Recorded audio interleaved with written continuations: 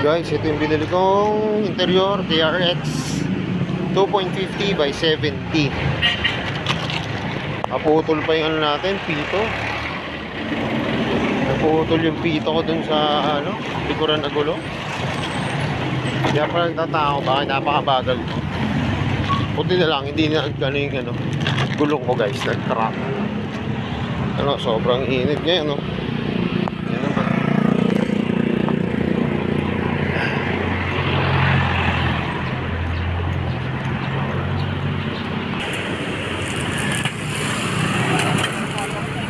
Guys, natanggal yung pito.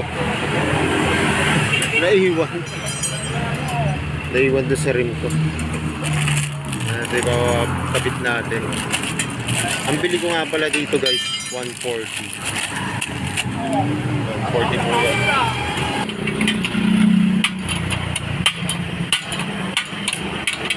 Guys, tatanggalin na yung gulong.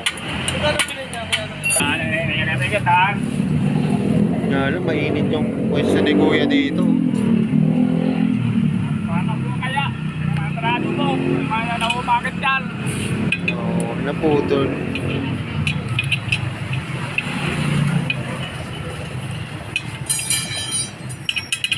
Buti lang, hindi ako nag-wiggle on. Kasi siya, flat.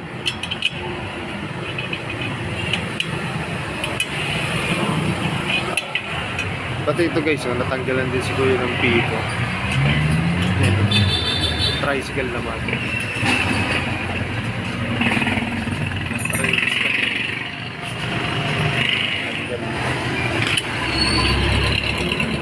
Dumikit na yan Kuya. Parang nanikit na.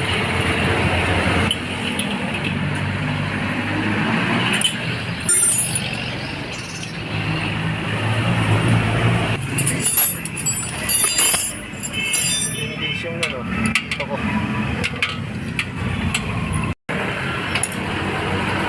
Kailangan talaga guys tanggalin yung gulong kasi papasok ko interior. Hindi naman siya tatapalan lang o yung lulutuan. Yung interior natin bagong bago yan. TRX.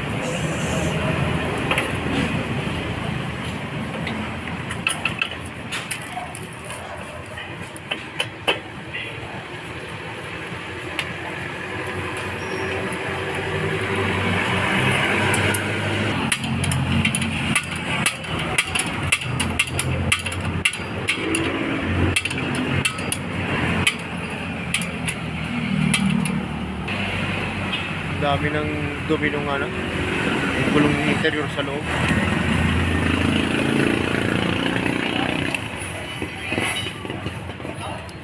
Yan dami para matanggal.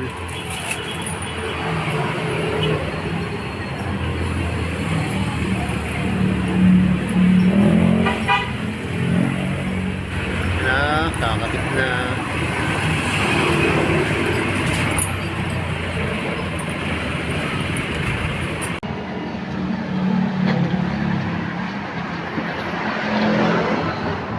Guys, kapit na.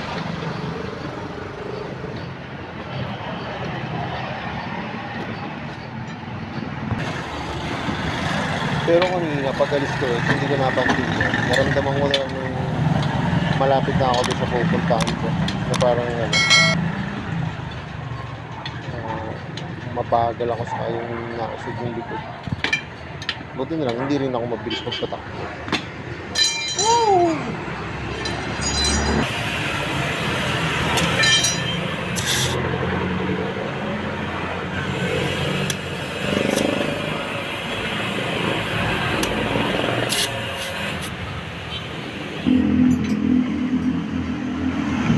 Guys, kinabit na natin.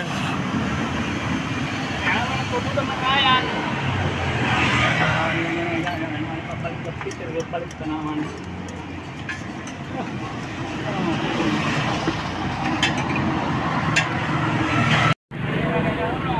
Yun guys, okay na siya. Yan, matigas na. Naibalik na natin yung ating pito. Pero palitin na rin itong gulong ko. Malapit na ito guys.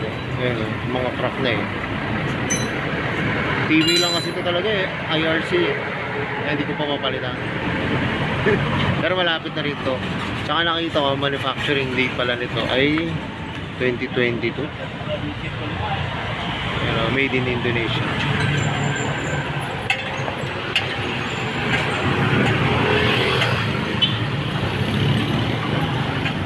Ano, dito sa kabilang side, ang dami niya ng cracker. Ito guys, importante rin to. Pag bibili nga pala kayo ng gulong, check nyo yung manufacturing date. Tingnan yan, 21, February 1 to, February 1, 2022. Ayan. Yun ang taon yan, 2022.